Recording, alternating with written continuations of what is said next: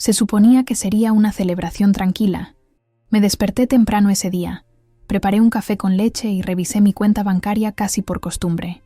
Pero en lugar de los reconfortantes 6 dígitos que había acumulado durante casi una década de ahorro, la pantalla mostraba un saldo de 0,00 €. Me quedé mirando por un largo momento, actualizando la página una y otra vez, deseando que fuera algún error del sistema o un problema de mantenimiento. Pero el dinero había desaparecido. Cada euro por el que había trabajado, ahorrado y por el que me había negado tantos placeres. Sentí un escalofrío físico instalarse en mis huesos. Entré furiosa a la sala, todavía en bata, agarrando mi móvil como prueba del robo. Mi madre estaba encendiendo las velas de un pequeño pastel, sonriendo como si nada hubiera pasado. Apenas pude articular las palabras antes de que me interrumpiera con una risa.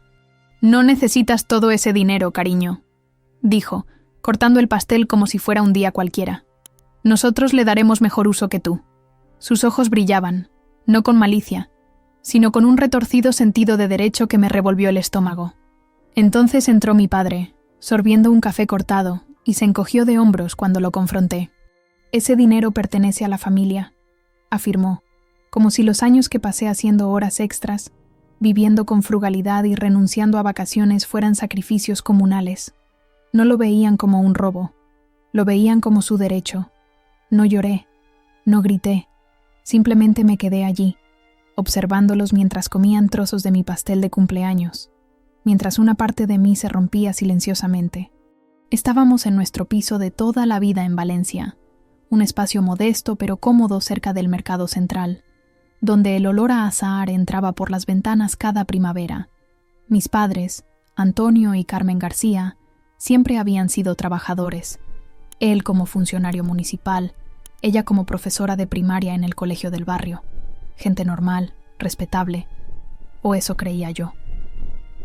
«¿No vas a sentarte a desayunar, Lucía?», preguntó mi madre, como si no acabara de confesarme un crimen. «He comprado aquellos churros que tanto te gustan de la churrería de Manolo».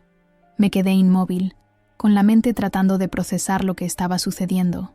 Mi cuenta había estado a nombre del Banco Santander durante 8 años. Había sido meticulosa con la seguridad, cambiando contraseñas regularmente.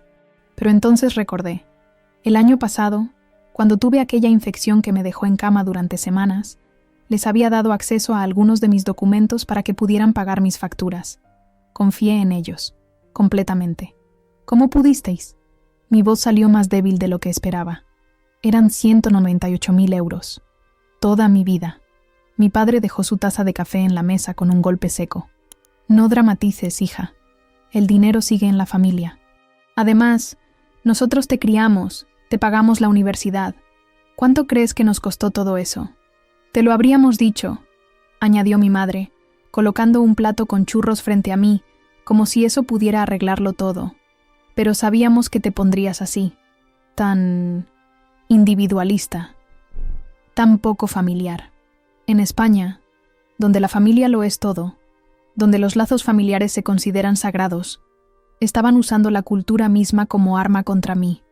Me sentí doblemente traicionada». «¿En qué lo habéis gastado?», pregunté, temiendo la respuesta. Se miraron el uno al otro con esa mirada cómplice que ahora me parecía siniestra.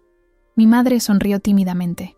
«Bueno, ya sabes que tu primo Javier quería abrir ese restaurante en Alicante, y tu tía Dolores necesitaba una operación que no cubría la seguridad social». Sentí que el suelo se abría bajo mis pies. No solo habían robado mis ahorros, sino que los habían repartido entre familiares, como si fueran los benefactores generosos de una fortuna que nunca les perteneció. Mi padre se levantó, acercándose a mí con esa postura autoritaria que había usado toda mi vida. «Lucía, eres joven. Tienes tiempo para ahorrar de nuevo.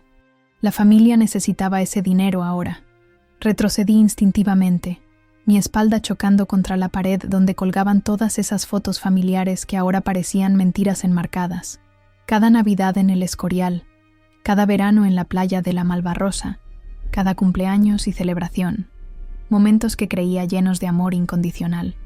«¿Cuánto queda?», pregunté, sabiendo ya la respuesta.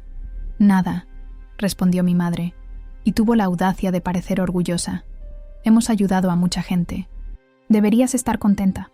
Durante un momento fugaz, consideré llamar a la policía, pero sabía lo que dirían.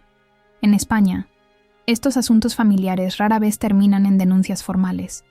La presión social para mantener unida a la familia, para resolver las cosas internamente, era inmensa.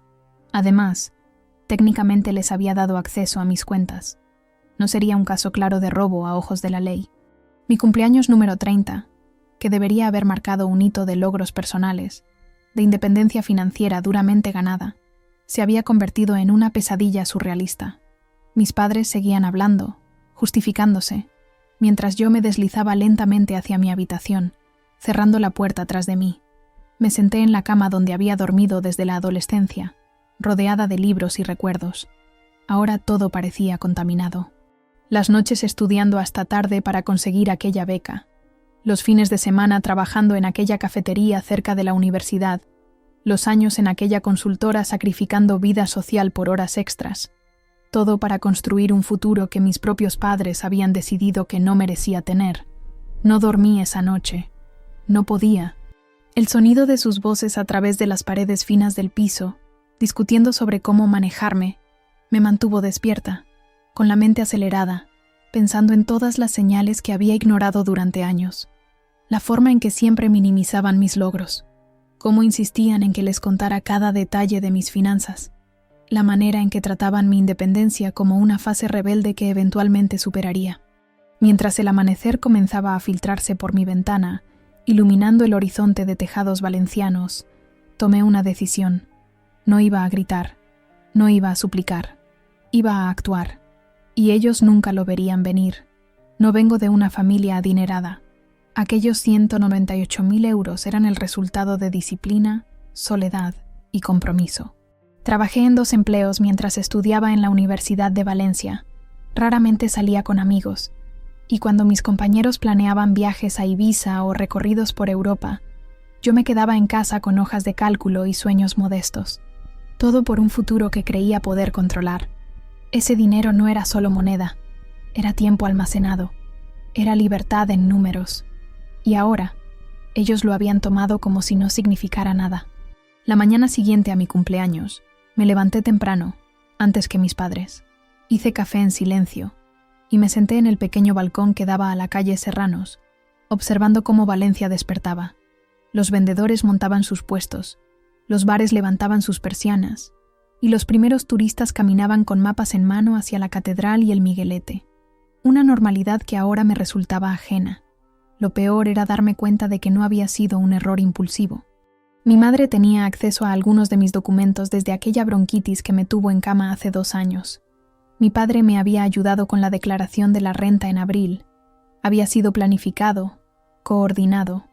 Para que se rieran con tanta facilidad, debían haberlo hecho con plena conciencia y sin un ápice de remordimiento. Reviví momentos de los últimos meses, miradas extrañas, susurros que no registré. Mi padre repentinamente confiado al pagar ciertas facturas.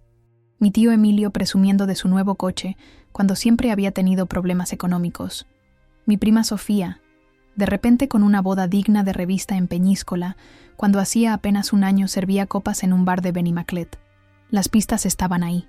Simplemente había confiado demasiado. Pasé las siguientes horas encerrada en mi habitación, con la rabia y la incredulidad retorciéndose en mi estómago. No comí.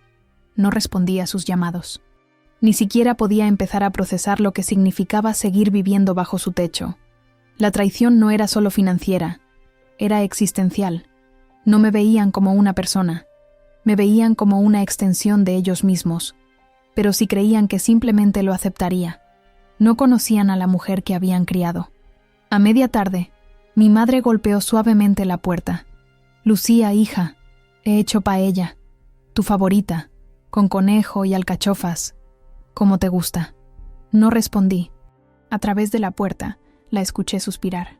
«No puedes quedarte ahí para siempre. Tenemos que hablar de esto como adultos». Adultos. La palabra me dolió físicamente. ¿Qué clase de adultos roban el futuro de su propia hija? He estado pensando, continuó ella ante mi silencio. Quizás podríamos ayudarte a empezar de nuevo. Tu padre y yo podríamos darte una asignación mensual. Abrí la puerta tan bruscamente que ella dio un paso atrás, sorprendida. ¿Una asignación? Mi voz sonaba extrañamente calmada, como si fuera una niña, como si no acabarais de robarme casi 200.000 euros que gané con mi propio esfuerzo. Mi madre al menos tuvo la decencia de sonrojarse. No lo digas así, Lucía. Suena tan feo. Es lo que es, mamá. Es un robo. No entiendes cómo funciona la familia en España, dijo, elevando ligeramente su tono. Aquí nos apoyamos unos a otros. No es como esos países del norte donde cada uno va a lo suyo. Era la excusa perfecta, envuelta en patriotismo y tradición, como si la cultura justificara el crimen, como si las costumbres familiares pudieran anular mi autonomía. La familia se apoya con consentimiento, respondí, no robándose entre sí. Mi padre apareció detrás de ella, con ese gesto de impaciencia que siempre usaba cuando creía que una conversación se estaba alargando demasiado. Ya basta de dramatismos, Lucía. Lo hecho está. Ahora toca mirar hacia adelante. Tu primo Javier ya ha firmado el alquiler del local en Alicante. La operación de tu tía Dolores está programada para la semana que viene. No se puede dar marcha atrás. Algo se rompió dentro de mí. La revelación de que incluso ahora, enfrentados a mi dolor evidente, seguían defendiendo sus acciones, que mi sufrimiento era secundario a los planes que habían hecho con mi dinero. ¿Cuánto tiempo llevabais planeándolo?, pregunté. Se miraron, y en ese intercambio silencioso vi la respuesta antes de que hablaran. Desde que vimos la cantidad en tu estado de cuenta del año pasado, admitió mi padre finalmente. Pensamos que era una irresponsabilidad tener tanto dinero parado, sin hacer nada útil. Casi me reí. Había estado ahorrando para comprar un pequeño apartamento en el barrio del Carmen, para iniciar mi propio negocio de diseño gráfico, para tener seguridad en un país donde los contratos temporales eran la norma y la estabilidad laboral un lujo. ¿Y qué hay de mis planes?, pregunté.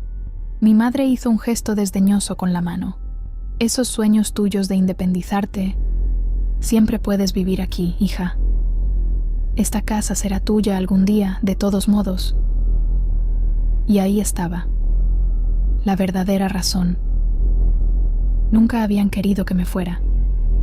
Preferían sabotear mi independencia financiera que enfrentar un nido vacío. En su mente retorcida, estaban asegurándose de que siempre dependiera de ellos. Podrías haber pedido un préstamo, sugerí, con una calma que no sentía, como hace todo el mundo. Mi padre bufó. Con los intereses que cobran los bancos, sería tirar el dinero. Además, ya tenemos una hipoteca que pagar. Una hipoteca.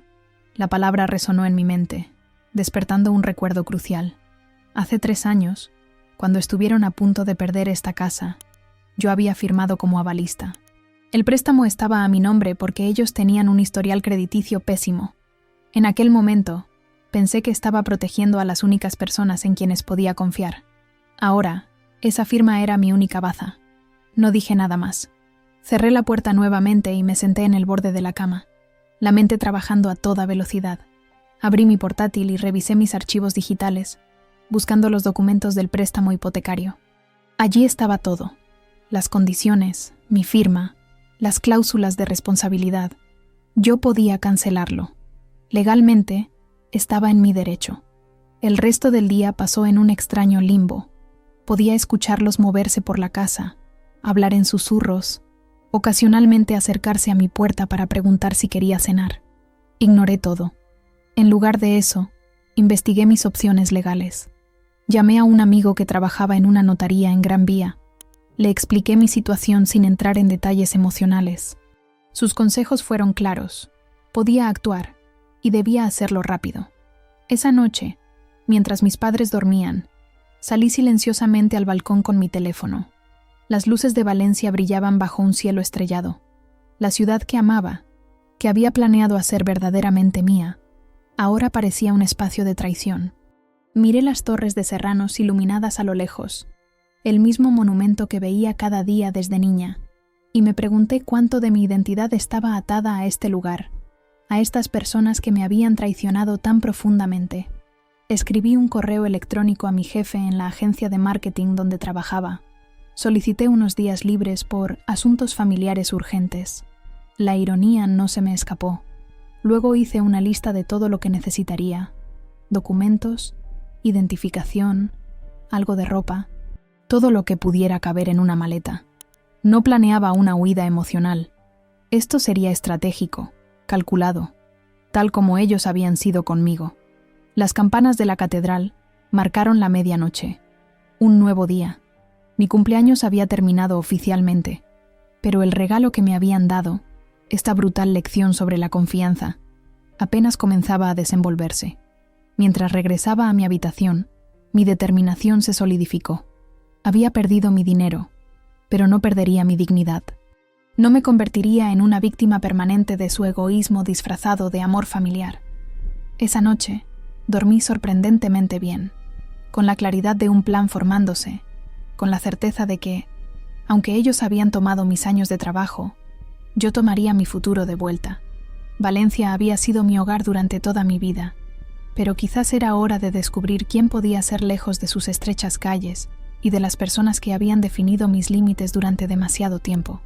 A la mañana siguiente, me vestí con determinación por primera vez en días.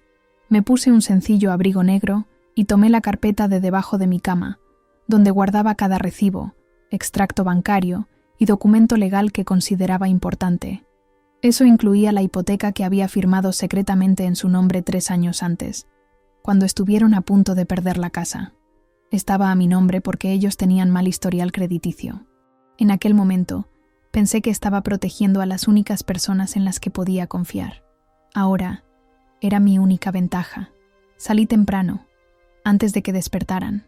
El metro de Valencia apenas comenzaba su jornada, con pocos pasajeros somnolientos dirigiéndose a sus trabajos. Me senté junto a la ventana, observando cómo la ciudad cobraba vida gradualmente. Pasamos por Colón, por Xàtiva, estaciones que marcaban recuerdos de mi vida. Mi primer trabajo en aquella librería, la universidad donde estudié diseño, el parque donde solía quedarme hasta tarde dibujando. Todo parecía ahora parte de otra vida, de otra Lucía que había sido ingenua y confiada. Llegué al Banco Santander de la Avenida del Puerto, justo cuando abrían. El empleado, un hombre llamado Martín según su placa, me recibió con esa sonrisa profesional que no llega a los ojos. «Buenos días. ¿En qué puedo ayudarla?» Le mostré mi identificación y expliqué que necesitaba hablar sobre una hipoteca. Revisó mis datos en el sistema y asintió, reconociendo mi situación. «Ah, sí, la hipoteca del piso en Serranos. ¿Quiere hacer un pago extraordinario?» «Quiero cancelarla», dije con voz firme. Martín alzó las cejas, sorprendido. «¿Cancelarla? ¿Completamente?»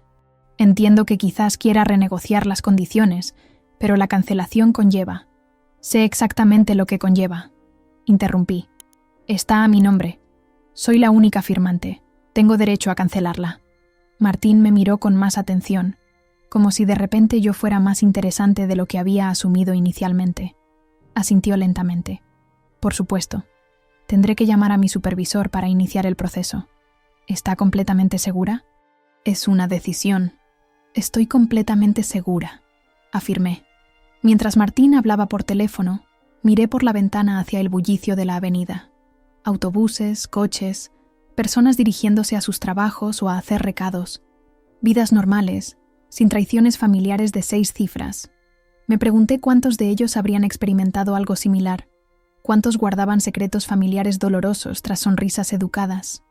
El supervisor, una mujer de mediana edad llamada Elena Ferrer, apareció 10 minutos después. Tenía ese aire de eficiencia cansada que solo adquieren los que llevan décadas en la banca. Me condujo a un despacho privado, donde revisó minuciosamente mis documentos y mi identificación. «Señorita Sanz», dijo finalmente, «entiendo que quiere cancelar esta hipoteca. Debo informarle que esto significará que el inmueble entrará en proceso de embargo si los titulares, sus padres, según veo aquí, no pueden asumir los pagos o refinanciar. Lo sé perfectamente. También debo advertirle que esto afectará su relación con ellos. No es mi lugar juzgar situaciones familiares, pero ellos ya han afectado nuestra relación», respondí, manteniéndome firme. «Esto es simplemente la consecuencia». Elena me miró largamente y pude ver un destello de comprensión en sus ojos. Quizás ella también había enfrentado decisiones difíciles, líneas morales que tuvo que trazar con su propia familia. «Muy bien», dijo finalmente. «Necesitaré que firme estos documentos. El proceso tardará unos días en completarse». El banco notificará oficialmente a los titulares de la propiedad.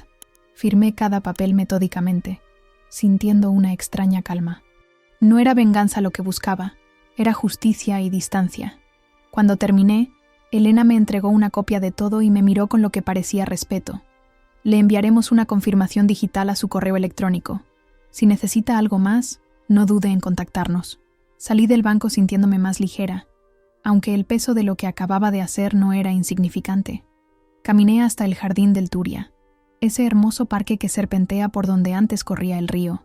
Me senté en un banco bajo la sombra de un naranjo y respiré profundamente.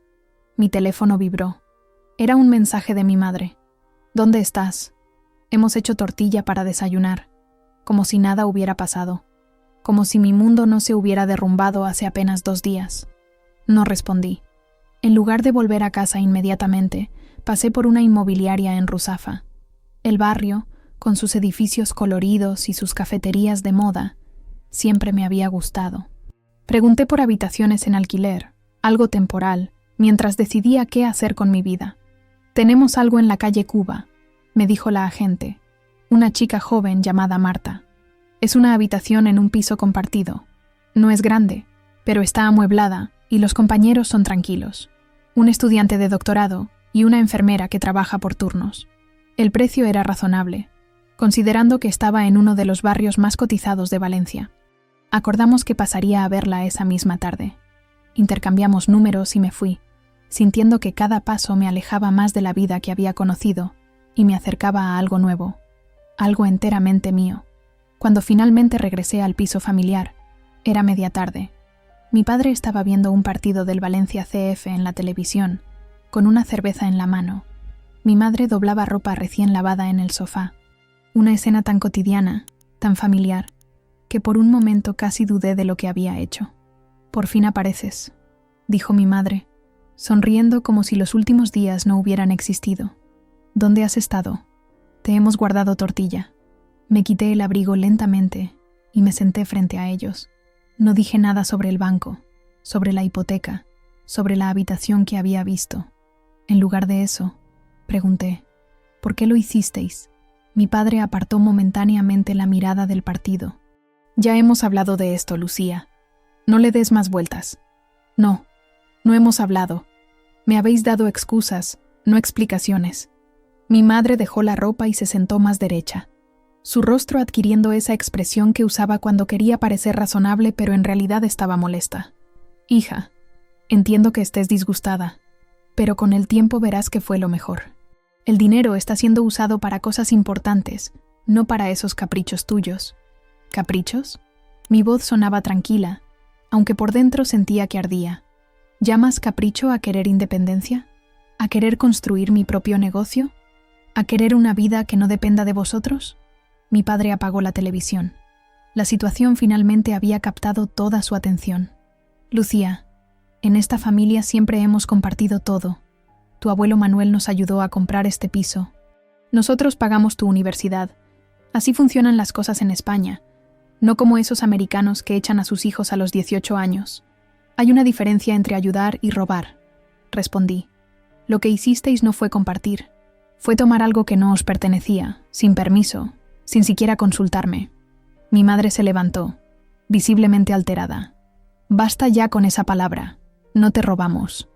Somos tus padres. Ser padres no os da derecho sobre mi futuro. Mientras vivas bajo nuestro techo», comenzó mi padre, usando esa frase que había escuchado toda mi adolescencia. «No será por mucho tiempo», le interrumpí. «Me voy a mudar». Eso los dejó momentáneamente sin palabras. Mi madre fue la primera en recuperarse. «¿Mudarte? ¿Con qué dinero?». Había una nota triunfal en su voz, como si hubiera encontrado la falla en mi plan. «He encontrado una habitación que puedo pagar con mi sueldo. No es el apartamento que planeaba comprar, gracias a vosotros, pero es un comienzo». Mi padre se levantó entonces, su rostro enrojeciendo. «Estás siendo ridícula, Lucía. ¿Vas a tirar tu dinero en un alquiler cuando puedes vivir aquí gratis? ¿Por orgullo? Por dignidad», corregí. «Y no es como si tuviera muchas opciones después de lo que hicisteis». Cenamos en un silencio incómodo. Ellos intentaron varias veces retomar conversaciones normales, sobre una vecina, sobre las próximas fallas, sobre un programa de televisión, pero mis respuestas eran monosílabos. El ambiente era tenso, cargado con todo lo que no estábamos diciendo. Esa noche, mientras ellos veían una película en el salón, comencé a empacar discretamente. No tenía mucho que llevarme. Algo de ropa, mis documentos importantes, mi portátil y tableta de diseño, algunos libros. El resto podría esperar. Lo importante era salir, respirar aire que no estuviera contaminado por su traición. Me acosté temprano, pero no dormí. Esperé, escuchando cómo la casa se quedaba en silencio gradualmente. Cuando estuve segura de que dormían, revisé mi correo electrónico. Allí estaba, la confirmación del banco. El proceso de cancelación de la hipoteca había comenzado. En unos días, recibirían la notificación oficial. Mientras miraba la pantalla de mi teléfono en la oscuridad, me di cuenta de que no sentía la satisfacción que esperaba. Solo había un vacío, una sensación de pérdida que iba más allá del dinero. Había perdido la confianza, la seguridad de pertenecer a algún lugar, la certeza de que existía al menos un rincón en el mundo donde era completamente amada y aceptada. Pero también había ganado algo, la claridad de saber quién era realmente mi familia y qué valor tenía para ellos. A veces, las lecciones más importantes son las más dolorosas, y esta era una lección que no olvidaría jamás. No tardó mucho. A la mañana siguiente, me despertaron los gritos. Mi madre había abierto una carta del banco, su voz quebrándose de incredulidad. Mi padre estaba al teléfono, caminando de un lado a otro, gritando a algún empleado indefenso que solo podía confirmar lo que yo había hecho. La hipoteca había sido cancelada. La casa sería embargada en unas semanas. Y como el dinero que me habían quitado ya había sido gastado, no tenían salida. Me levanté y me puse una bata. Respiré profundamente antes de abrir la puerta de mi habitación. En el pasillo, podía escuchar con claridad la conversación. «Esto tiene que ser un error», gritaba mi padre al teléfono. «Llevamos 3 años pagando sin retrasos. ¿Cómo pueden cancelar la hipoteca así?» Hubo una pausa mientras escuchaba la respuesta. «¿Qué quiere decir con que la titular ha solicitado la cancelación?»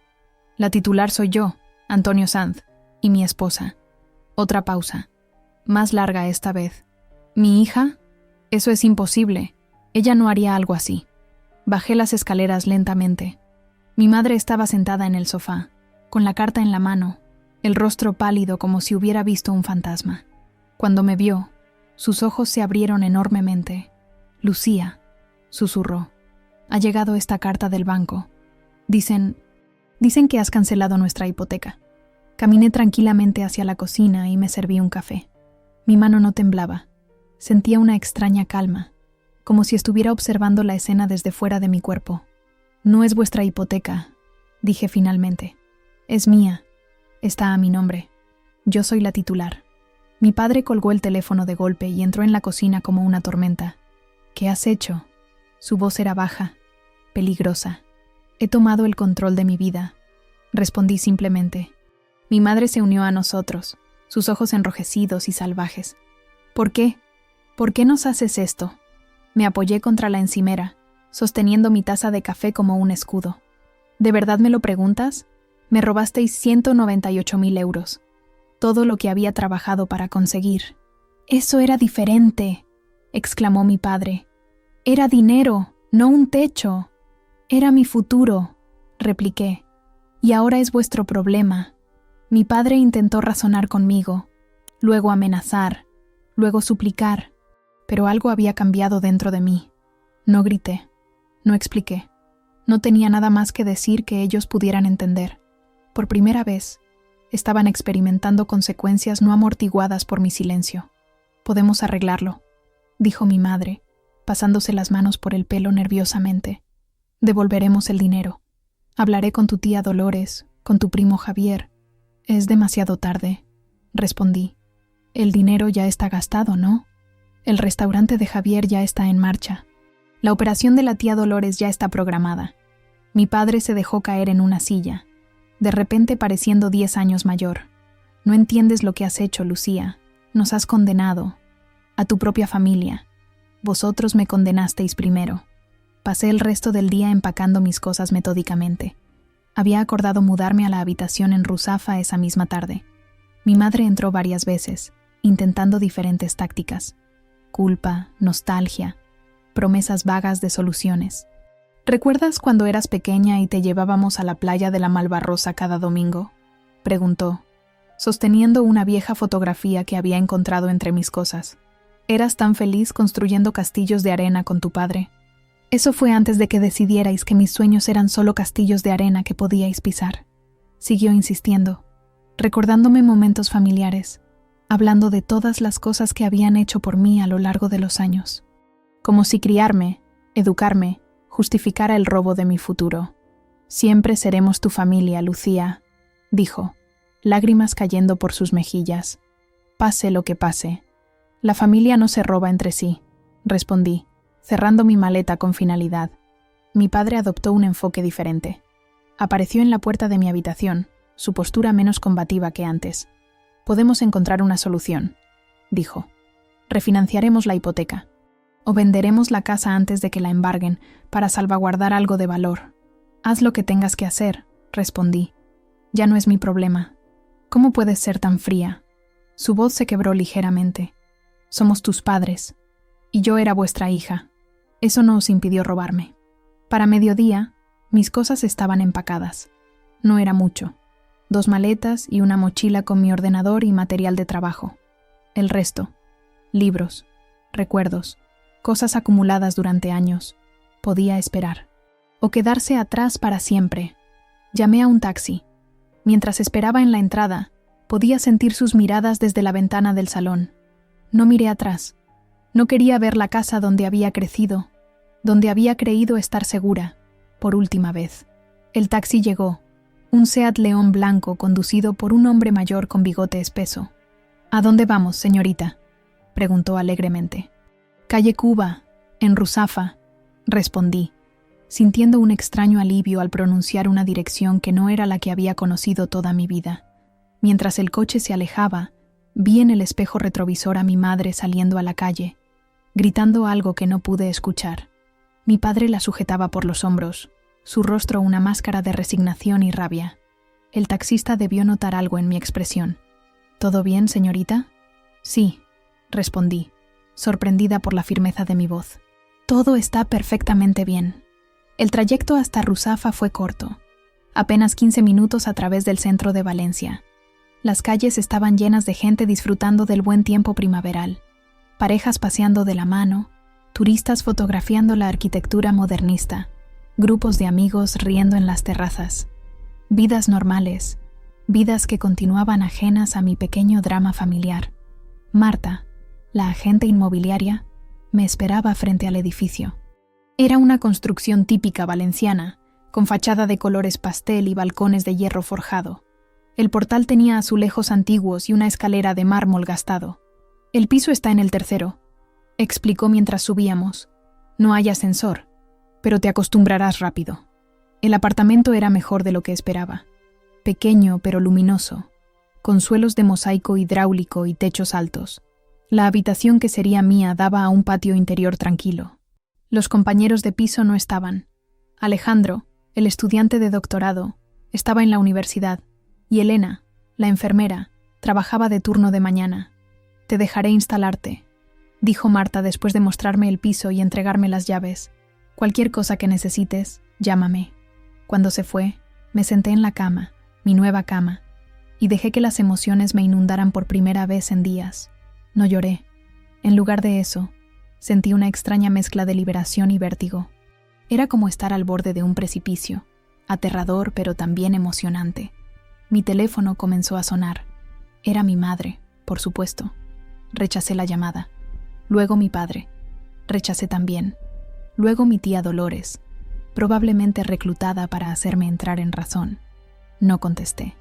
En lugar de eso, apagué el teléfono y comencé a deshacer las maletas, colocando mi ropa en el pequeño armario, mis libros en la estantería vacía, mis productos de baño en la repisa que me correspondía. Cada objeto que colocaba en su nuevo lugar era como un pequeño acto de independencia. Cada prenda doblada, cada libro alineado, una declaración. Esta es mi vida ahora, mía para construir, mía para controlar. Cuando terminé, me senté junto a la ventana. El sol comenzaba a ponerse, tiñendo el cielo valenciano de naranja y rosa. Desde aquí no podía ver las torres de Serranos, ni la catedral, ni ninguno de los lugares que habían sido el telón de fondo de mi vida. Era una vista diferente, un barrio diferente, el comienzo de una existencia diferente. Encendí mi teléfono brevemente, solo para enviar un mensaje a mis padres. Estoy bien, no intenten contactarme. Necesito tiempo y espacio. Lo apagué inmediatamente después, sin esperar respuesta. Esa noche, cenando un bocadillo solitario en mi nueva habitación, me pregunté si había sido demasiado dura. Si la venganza, porque en el fondo eso era parte de lo que había hecho, me traería algún tipo de paz. Si algún día podría mirar atrás y entender por qué mis propios padres me habían traicionado tan profundamente. No tenía respuestas, solo la certeza de que, por primera vez en mi vida, mis decisiones eran completamente mías. Para bien o para mal, estaba en control de mi destino. Y mientras observaba las luces de Ruzafa encenderse una a una en la noche naciente, sentí que algo nuevo comenzaba a crecer dentro de mí, algo que ni siquiera mis padres podían quitarme. La libertad de ser yo misma, sin compromiso, sin culpa, sin miedo. La habitación a la que me mudé era pequeña, apenas amueblada y fría, pero era mía. Nadie tenía acceso a mis llaves, mis contraseñas o mi futuro. Lloré la primera noche, no de tristeza, sino de liberación. Por primera vez, estaba completamente sola, y podía respirar sin que alguien más intentara moldear mi vida. Comencé a trabajar como freelance nuevamente, aceptando proyectos de diseño gráfico online, construyendo lentamente una nueva cuenta de ahorros. Los primeros días en el piso compartido fueron extraños. Alejandro, el estudiante de doctorado en Historia del Arte, era reservado pero amable. Elena, la enfermera, apenas coincidía conmigo debido a sus turnos rotativos en la fe. Ambos respetaban mi privacidad, y yo la suya. No preguntaron por qué me había mudado tan repentinamente, con tan pocas pertenencias. En Madrid o Barcelona, quizás la curiosidad habría sido mayor, pero los valencianos tienen esa peculiar mezcla de calidez y respeto por el espacio ajeno. Una mañana, sentada en la pequeña cocina compartida, Elena me ofreció café mientras preparaba el suyo antes de irse a trabajar. «Tienes cara de no haber dormido», comentó casualmente, sin invasividad. «Estoy adaptándome», respondí, aceptando la taza humeante. Ella asintió, como si entendiera perfectamente. «Yo también vine aquí escapando de algo», dijo simplemente, y no añadió más. Ese pequeño momento de conexión me hizo darme cuenta de algo. No era la única persona en Valencia, en España, en el mundo, que había tenido que empezar de cero. No era la única cuyas heridas familiares habían forzado un reinicio. Empecé a establecer una rutina. Me levantaba temprano, trabajaba en mi ordenador hasta mediodía, luego salía a caminar por el barrio. Ruzafa tenía su propio ritmo, tan distinto al centro histórico donde había crecido. Aquí los bares estaban llenos de jóvenes creativos, inmigrantes que habían abierto pequeños negocios, ancianos que resistían los embates de la gentrificación. Comencé a frecuentar una cafetería llamada El Desván, donde el wifi era bueno y el café mejor.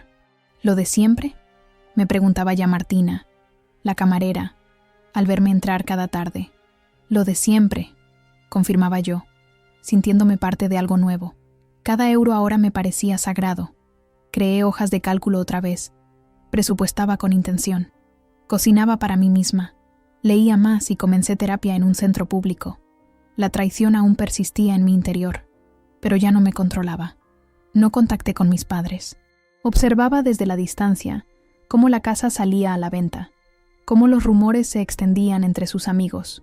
El orgullo les había impedido contar toda la verdad, y yo les dejé ahogarse en su propia narrativa.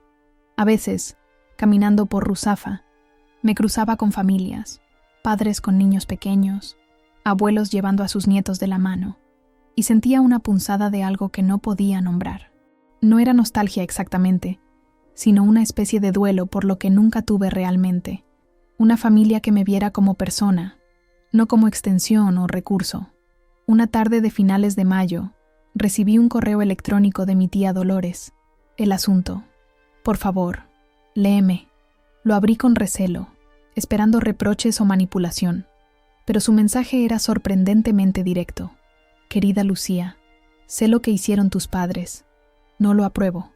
El dinero que usaron para mi operación, no sabía que era tuyo. Me dijeron que habían ahorrado durante años para ayudarme. De haberlo sabido, jamás lo habría aceptado. No te pido que les perdones. Solo quería que supieras que no todos en la familia apoyamos lo que hicieron. Con cariño, tía Dolores. No respondí. No sabía qué decir. Era un pequeño consuelo saber que no todos mis familiares eran cómplices conscientes, pero tampoco cambiaba lo fundamental. Mis padres habían abusado de mi confianza de la peor manera posible. En junio, encontré un trabajo estable en una pequeña agencia de diseño gráfico en Ruzafa. No pagaba demasiado, pero era constante y me permitía ir construyendo experiencia y portafolio. Mi jefe, Gabriel, un catalán expatriado en Valencia desde hacía 15 años, valoraba mi trabajo y mi ética profesional. «Tienes hambre», me dijo un día, después de que me quedara hasta tarde terminando un proyecto. «Se nota en tu forma de trabajar, como si tuvieras algo que demostrar». Sonreí ligeramente. «Quizás lo tenga». «¿A quién?», preguntó con genuina curiosidad.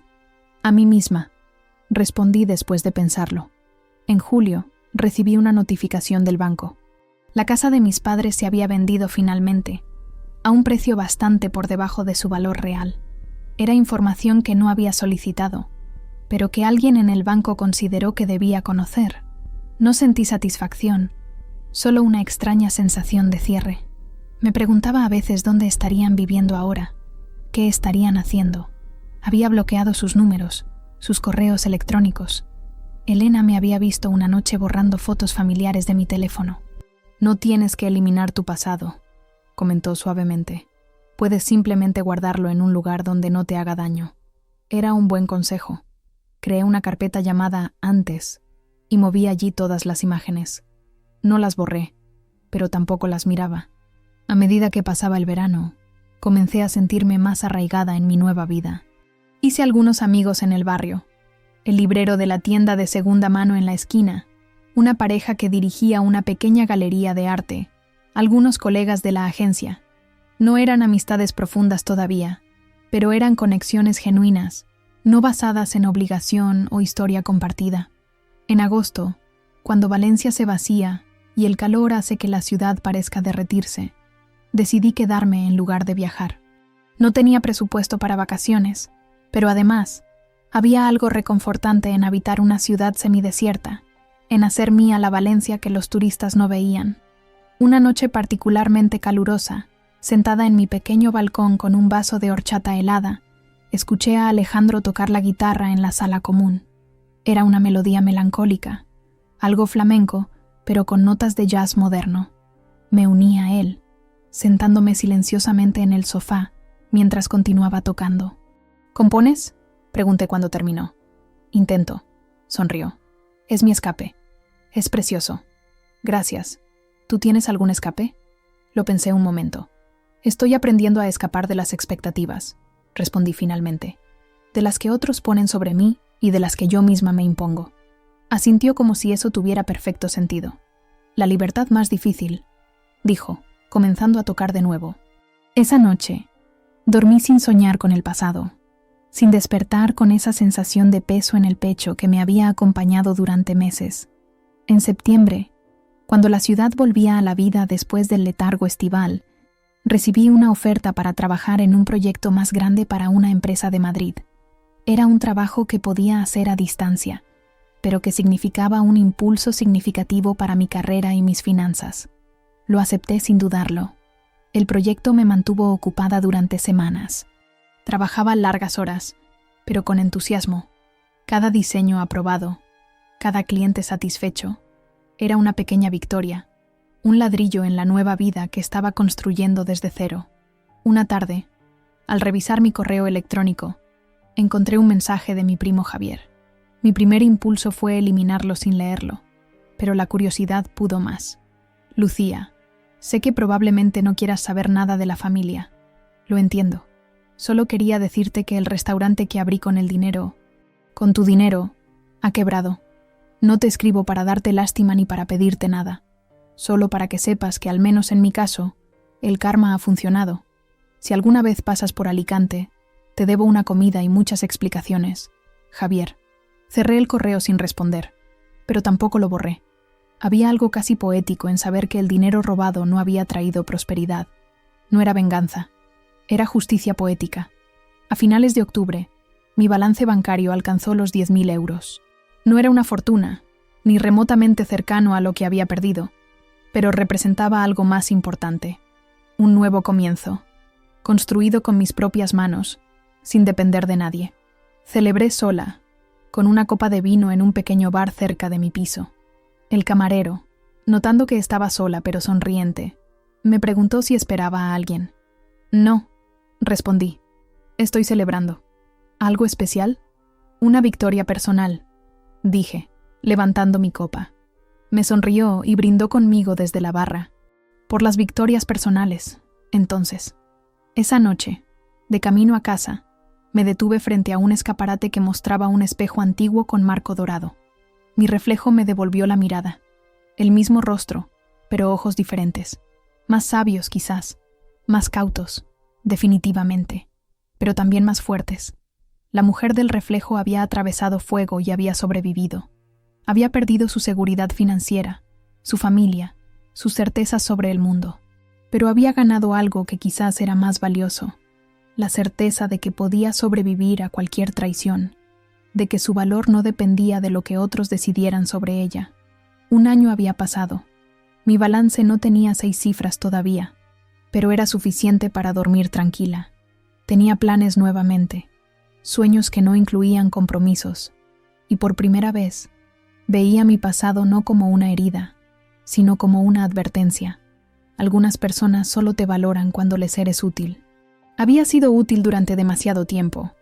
En noviembre, cuando el aire comenzaba a enfriarse y Valencia se preparaba para el invierno, recibí una solicitud de conexión en LinkedIn de mi padre. La ignoré, por supuesto, pero me hizo darme cuenta de algo. Ya no sentía esa rabia ardiente cuando pensaba en ellos, solo una especie de tristeza distante, como quien observa una fotografía descolorida de personas que alguna vez importaron. Estaba sanando, no perdonando.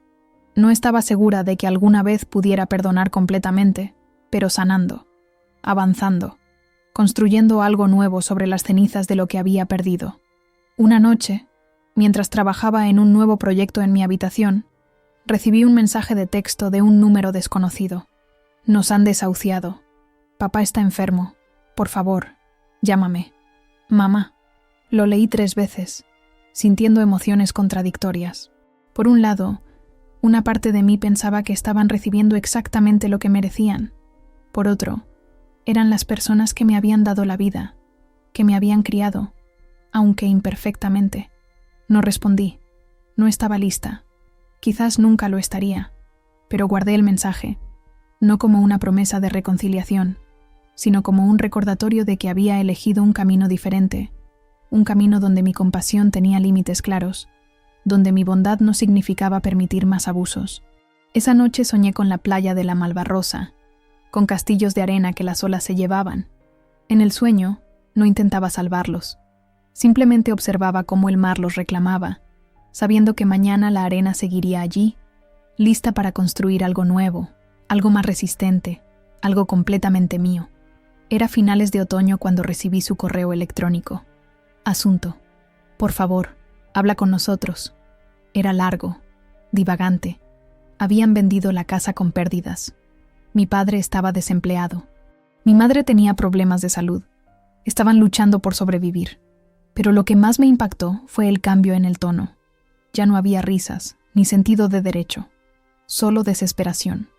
Te echamos de menos, escribieron. No sabíamos que te perderíamos para siempre. Estaba en el desván, mi cafetería habitual en Ruzafa, cuando lo leí.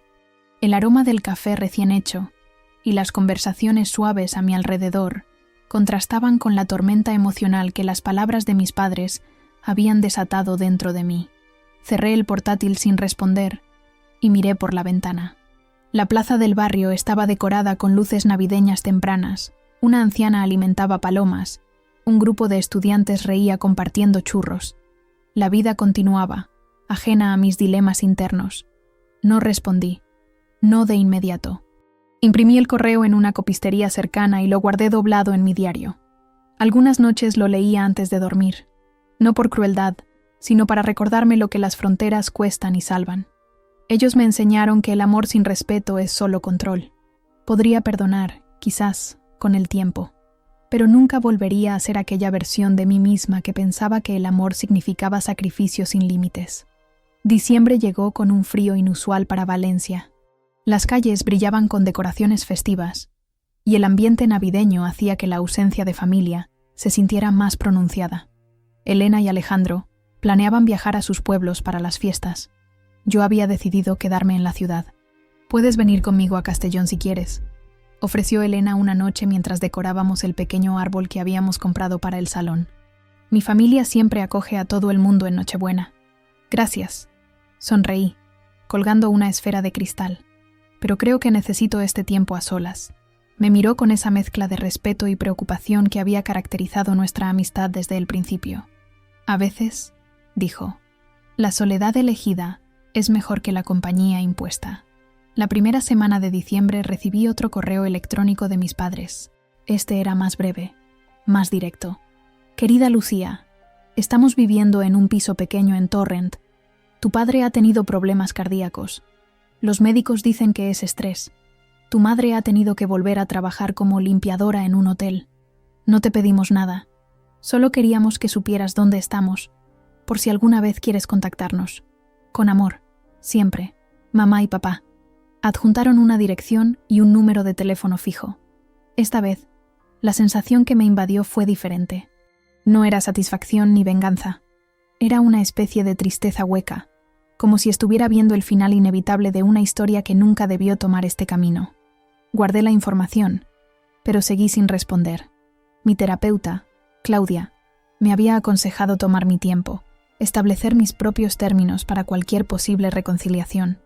«No hay un plazo correcto para sanar», me había dicho en nuestra última sesión.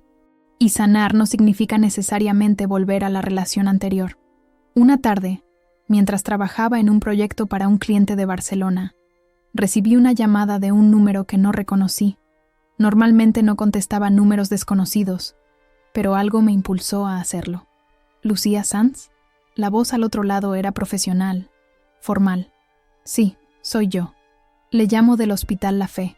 Su padre, Antonio Sanz Martínez, ha sido ingresado esta mañana con un infarto». El mundo pareció detenerse por un momento. A pesar de todo lo ocurrido, a pesar del dolor y la traición, algo primario se agitó dentro de mí. Era mi padre, después de todo. «¿Está estable?», logré preguntar. «Está en la UCI. Su madre nos ha pedido que la contactemos». Después de colgar, me quedé inmóvil frente a mi ordenador. Las emociones se arremolinaban. Resentimiento, preocupación, culpa, determinación. No sabía qué debía sentir, qué debía hacer. Mi terapeuta me había dicho que no había respuestas correctas en situaciones como esta, solo decisiones con las que pudiera vivir. Tomé mi abrigo y salí. El hospital estaba al otro lado de la ciudad. Durante el trayecto en taxi, miré por la ventana, viendo pasar el Valencia que había sido mi hogar toda la vida. El río Turia, ahora un hermoso jardín que serpentea por la ciudad de las artes y las ciencias brillando al sol de invierno, calles y plazas donde había crecido, reído, soñado, esta ciudad que contenía tanto mi pasado como mi presente. En la recepción del hospital, me informaron que solo familiares directos podían visitar la UCI. Era la primera vez en más de un año que reconocía abiertamente ser hija de Antonio Sanz. La enfermera me miró con simpatía mientras me entregaba el pase de visitante. «Habitación 307», indicó. 10 minutos máximo. Los pasillos del hospital eran laberintos de luz fluorescente y olor a desinfectante. Mis pasos resonaban mientras seguía las indicaciones hasta la unidad de cuidados intensivos. Con cada paso, sentía que estaba cruzando no solo distancia física, sino algo más profundo, más significativo. Mi madre estaba sentada en la sala de espera, con aspecto agotado. Cuando me vio, sus ojos se abrieron con sorpresa y algo parecido a la esperanza. Se levantó lentamente, como si temiera que un movimiento brusco pudiera ahuyentarme. «Lucía», susurró, «¿has venido?». No corrí a abrazarla, pero tampoco mantuve una distancia fría. Simplemente asentí, dejando mi bolso en una silla. «¿Cómo está?», pregunté, refiriéndome a mi padre. «Estable. Los médicos dicen que ha sido serio, pero que responde bien al tratamiento». Hizo una pausa, mirándome como si estuviera memorizando mi rostro. «Has cambiado. Ha pasado más de un año», respondí simplemente. Nos sentamos una junto a la otra, manteniendo una pequeña pero significativa distancia. Ella me contó los detalles: el colapso repentino mientras buscaba trabajo, la ambulancia, las horas de incertidumbre. Yo escuché en silencio, sin ofrecer consuelo físico, pero tampoco dando la espalda. «¿Puedo verlo?», pregunté cuando terminó. «Está dormido, pero sí. 5 minutos», dijo la enfermera. La habitación era pequeña, dominada por una cama rodeada de máquinas que pitaban y mostraban líneas y números. Mi padre parecía mucho más viejo y frágil de lo que recordaba. Su piel tenía un tono grisáceo, y tubos y cables conectaban su cuerpo a diversos aparatos. Verlo así, vulnerable y mortal, despertó sentimientos contradictorios dentro de mí. Me acerqué a la cama y me quedé allí, simplemente observándolo. No tomé su mano. No pronuncié palabras de perdón o reconciliación. Solo estuve presente, reconociendo el complicado vínculo que nos unía a pesar de todo. Cuando salí, mi madre seguía en la sala de espera, ahora con un café en las manos. «¿Te quedarás?», preguntó con cautela. «No», respondí honestamente. «Tengo que volver al trabajo». «Pero…», dudé, buscando las palabras correctas. «Volveré mañana para ver cómo evoluciona». Una chispa de algo. Alivio, gratitud, iluminó su rostro cansado. «Gracias, hija». El hija colgó entre nosotras, cargado de significado. No lo rechacé, pero tampoco lo abracé completamente. «¿Necesitas algo? ¿Dinero para los gastos del hospital?», pregunté, consciente de la ironía. Ella negó con la cabeza. «La seguridad social cubre todo. Y no queremos tu dinero, Lucía. Solo a ti». Me fui poco después, prometiendo volver al día siguiente. En el taxi de regreso a Ruzafa, reflexioné sobre la extraña situación en la que me encontraba. No había perdonado, no había olvidado, pero tampoco podía negar completamente el vínculo que me unía a esas personas imperfectas que me habían dado la vida. Durante las siguientes 2 semanas, establecí una rutina. Visitaba el hospital cada tarde después del trabajo. Las conversaciones con mi madre eran breves, centradas principalmente en la condición de mi padre. Poco a poco, sin embargo, comenzamos a intercambiar pequeños detalles de nuestras vidas actuales. Ella me contó sobre su trabajo limpiando habitaciones en un hotel cercano al puerto. Yo le hablé de mis proyectos de diseño, de mi pequeño estudio en Ruzafa. Mi padre mejoró gradualmente. Una semana después del infarto, lo trasladaron a una habitación normal. La primera vez que lo vi consciente fue incómodo. Nos miramos largamente, con toda la historia no dicha pesando entre nosotros. «¿Has venido?», dijo finalmente, su voz débil pero clara. «Sí», respondí simplemente. No hablamos del pasado.